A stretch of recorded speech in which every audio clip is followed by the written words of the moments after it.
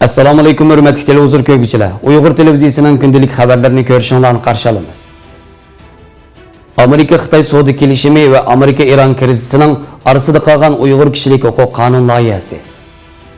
Xitoy Ma'rif ministerligi maktablarning chegara sirtidagi materiallarni qo'llanishini chekladi. Qosim Sulaymonning janoza marosimidagi qisqanchilikda 32 kishi o'lib, 190 kishi yaralandi. Tövəndəki ixtiyanlar xəbərlərimizdən təfsili məzmunlarda bolsa. Erkin Asiya radiosu xəbərdə Amerika prezidenti Donald Trump Amerika-Xitoy orasidagi birinchi bosqichliq savdo kelishimining 15 yanvar kuni Oqsaroyda imzolanganligini jakarlagan. Xitoy bilan bo'lgan savdo ixtilofini o'ngishli hal qilib, savdo kelishimini imzolash prezident Trumpning bu yil oxirida elib berilgan prezidentlik saylovida bilet tashuvchi xalq ommasini qoyil qilish uchun belgilik rol o'ynaydigan bo'lg'achqa, uning bu kelishimga ahamiyat berayotganligi ma'lum.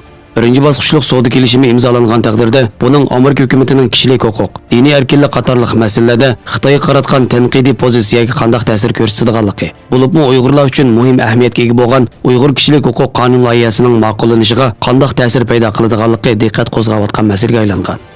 Amerika Kengash palata a'zosi Marco Rubio 5 yanvar kuni Amerikaning KBC kanalining bir programmasida qatnashganda savdo kelishimining Amerika hukumatini Xitoyning kishilik huquq masalasida tanqidlashdan to'xtab qo'ymaslik kerakligini, Xitoyga ko'proq mal setish badaliga Xitoyda yuz berayotgan ajoyib g'aroyib kishilik huquq dafsanchiliklarni ko'rmasga selishdan iborat bu ko'z qarashni asla qabul qilmaydiganligini, Xitoy bilan imzolangan savdo kelishimida kishilik huquq masalasining tilga ilinmasligi bu masalaning davomli holda chetga qiqildiganligidan derak bermaydiganligini eskartib, Uyg'ur kishilik huquq qonunining Amerika davlat majlisida tezlik bilan ma'qullanishini umid qildiganligini bildirgan. Ma'lum bo'lishicha 15 yanvardagi kelishim imzolash murosimiga Xitoyning muavin bosh ministri Liu He boshchiligidagi hay'atning keldiganligi taxmin qilinmoqda. Prezident Trump bo'lsa ikkinchi bosqichlik uchrashishlar uchun o'zining Beijingga bordiganligini tilga olgan. Birinchi bosqichlik mazkur kelishim dal Uyg'ur kishilik huquq qonun loyihasi Amerika Avom palatasida ma'qullanib, Cumhuriyetchilar ko'p sonliqni egallaydigan Kengash palatasining ma'qullashiga sunilgan mezgilda hosil qilingan. Gerçi bu qonun loyihasi Amerika Avom palatasida mutlaq ko'p sondagi ovoz bilan ma'qullikdan o'tgan bo'lsa-mu, biroq Kengash palatasining xizmat tartibi sababli 12 oy ichida ovoz qo'yilmay 2020-yilga qolgan. Nuri Turkiya apandining qarashicha, Uyg'urlar bugungi kunda yuzilayotgan bu vaziyat xalqan joyda ta'kidlanib o'tib ketadigan oddiy kishilik huquq masalasi bo'lishdan olqib ketgan bo'lg'achqa, Amerika o'zining qimmat qarashida qanchalik darajada ching tura oladiganligini ko'rsatib beradigan bu masalada yeniklik bilan qaror chiqarmasligi mumkin. Biroq navbatda Amerika-Xitoy suhbatlaridan boshqa O'rta Sharqda o'tirg'i chiqqan yangi vaziyatning Uyg'urlarning vaziyatiga ta'sir ko'rsatish ehtimolligi mavjud. Darvaqa Amerikaning bir ushqisiz urush aeroplani 3 dekabr juma kuni sahar soatlarida Bag'dod xalqaro aerodromining atrofida Iron Islom inqilobiy muhofazachilar qismiga qarashli Quddus brigadasining qo'mondoni Qosim Sulaymonini havo hujumida o'ldirgandan keyin Amerika-Iron vaziyati qattiq jiddiylashgan. Butun axborotlar yana O'rta Sharq vaziyatiga markazlashmoqda. Dunyoning diqqatining Ironga burilishi ba'zi Uyg'ur kuzatuvchilarda Amerikaning lagerlar masalasida Xitoy hukumatiga qaratgan besimining pasayib qolishiga sabab bo'lib qolarmi degan andishani paydo qilmoqda.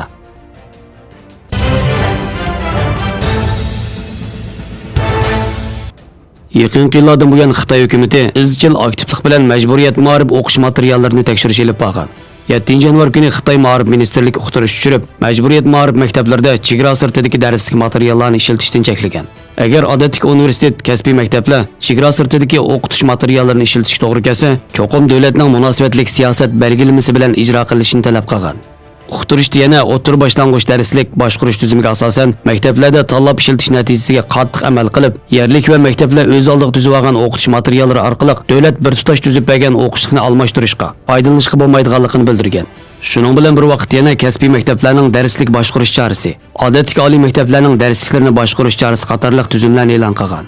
Bu ish boshqarish chorasining o'rtaq alohidaligi shuki, har darajalik maktablar tanlab ishlatgan darslik materiallar cho'qim partiya va davlatning irodasini, marksizmning yetakchilik o'rnida ching turib, marksizmni junguchilashtirish talabini gavdlantirib, jungu va junxo millatlarining uslubini, partiya va davlatning ma'rifga bo'lgan asosiy talablarini, shundaqla davlat va millatlarning asosiy qimmat qarashlarini tubdan gavdlantirgan bo'lish kerak ekan.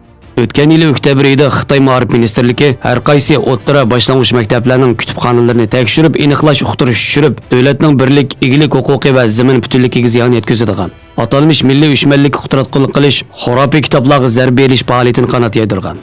Hamda Gansu o'lkasining Jingyan nahiya kitobxonasiga ochiq oshkor buyruq tushirib, kitoblarni ko'ydirib o'tgan.